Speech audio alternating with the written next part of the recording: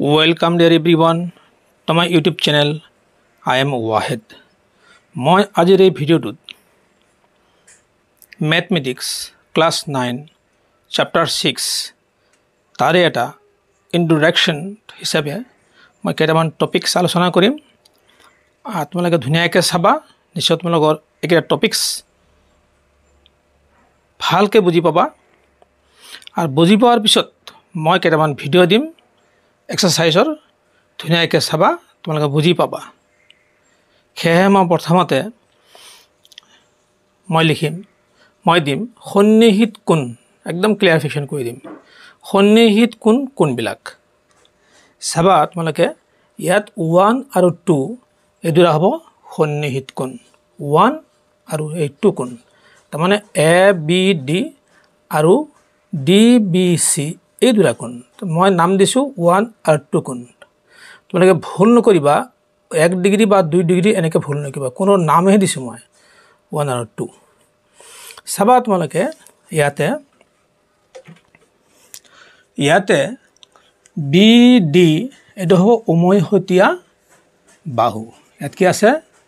B D উমৈহতীয়া বাহু, উমৈহতীয়া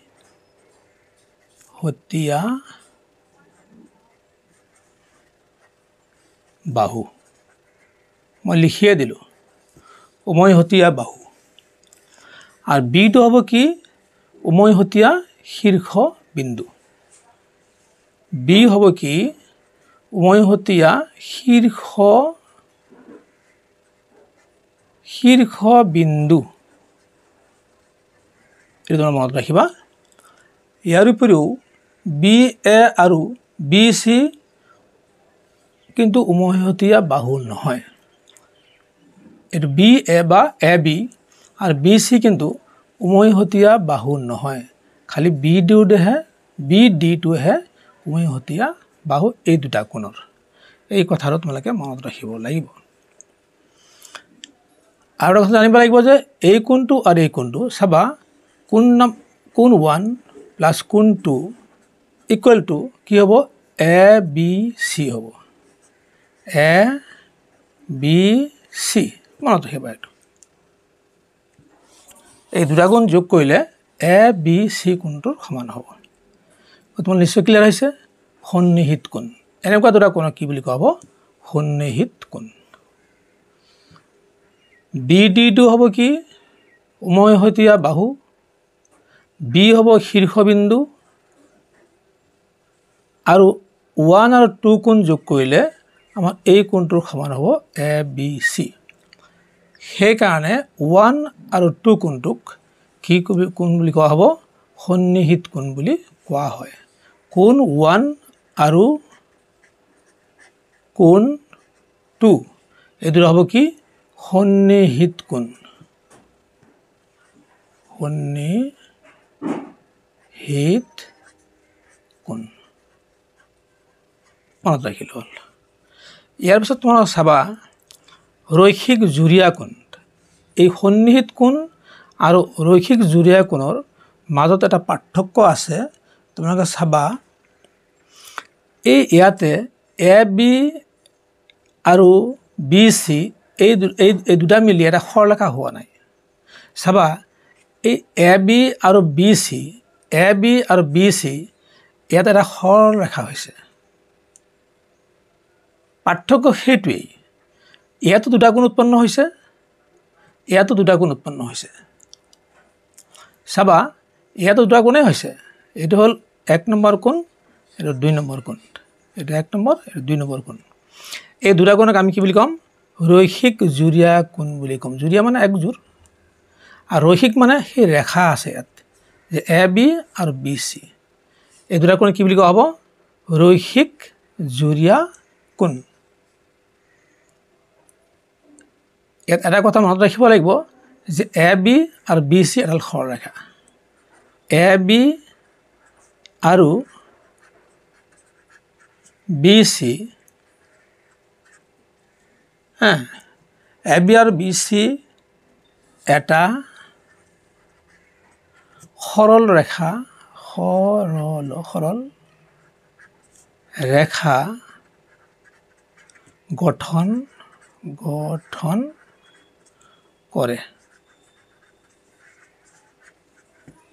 কিন্তু সন্নিহিত কোণত এ বি আৰু বি চি এই দুডাল ৰেখা এটা সৰল ৰেখা গঠন কৰা নাই পাৰ্থক্য ইয়াতেই ইয়াৰ পিছত চাবা তোমালোকে আৰু দুটামান কথা মই ক্লিয়াৰ কৰি দিম অন্য দুটা টপিকস লৈ ইয়াত হ'ব প্ৰত্যাৱৰ্তী বা প্ৰবৃদ্ধ কোণ মই ক্লাছত বুজাওঁতে তেওঁলোকে সদায় এইটো ভাবে যে এই কোণটো 1 নম্বৰ কোণটো এই নম্বৰ 1 দিছোঁ মই এই কোণটো মাজৰ এই সৰু কোণটোক তেওঁলোকে প্ৰত্যাৱৰ্তী বা প্ৰবৃদ্ধ কোণ বুলি ভাবে মই ইয়াৰে ক্লিয়াৰফিকেশ্যন কৰি দিছিলোঁ তেওঁলোকক যে এই কোণটো আচলতে কোনটো কোণ হ'ব এই কোণটোৰ মান হ'ব তোমালোকে চাবা এইটো এই এক্স কোণটো কি হ'ব চাবা তাৰমানে এই এক্স কোণটো হ'ব 180 ডিগ্ৰীতকৈ ডাঙৰ এই এক্স কোণটো কিন্তু 360 ডিগ্ৰীতকৈ সৰু হ'ব এই এক্স কোণটো 1 টো নহয় বাৰ কৈছোঁ মই 1 টো নহয় এই এক্স কোণটো তাৰমানে ইয়াৰ পৰা এই কোণটো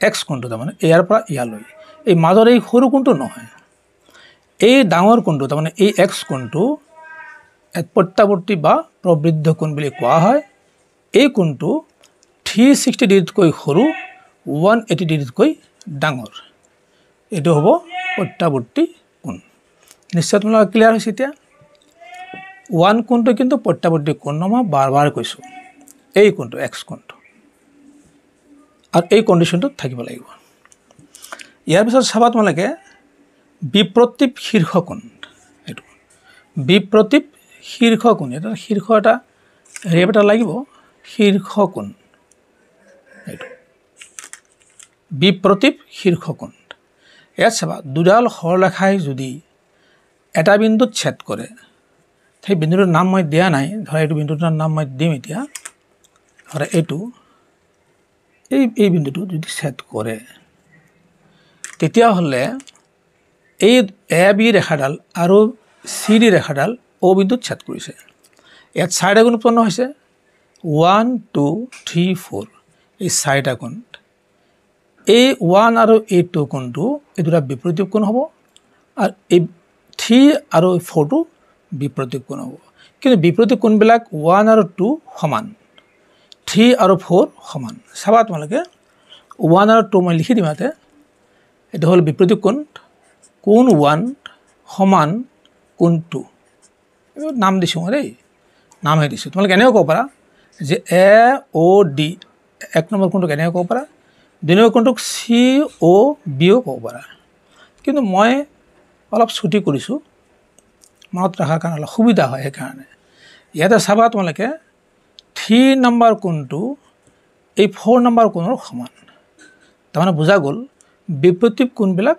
সদায় সমান থাকে এই চিনবিলাকো দিছোঁ মই চিনবিলাকতো তোমালোকে গম পাবা ইয়াৰে উপৰিও আৰু এটা কথা জানিব লাগিব তোমালোকে কি জানিবা চাবা 1 নম্বৰ আৰু এই 4 নম্বৰ কোণটো যোগ কৰিলে নাম্বাৰ 1 প্লাছ নাম্বাৰ 4 যোগ কৰা তেনে 180 ডিগ্ৰী পাবা 4 নম্বৰ আৰু 2 নম্বৰ যোগ কৰা 4 নম্বৰ কোণ আৰু 2 নম্বৰ কোণ যোগ কৰিলে 180 ডিগ্ৰী পাবা এটা সৰল কোণ এটা এই ৰেখা যদি বাদ দিয়া এইটো এটা সৰল কোণেই হয় গোটেইখিনি মিলি সেইকাৰণে 180 ডিগ্ৰী হৈছে 2 আৰু 3 কোণ 2 কোণ প্লাছ 3 কোণ যদি আমি যোগ কৰোঁ তেতিয়া ইয়াত 180 ডিগ্ৰী হ'ব 3 আৰু 1 যদি যোগ কৰোঁ আমি কোণ নম্বৰ 3 প্লাছ কোণ 1 আমি যোগ কৰিলেও 180 ডিগ্ৰী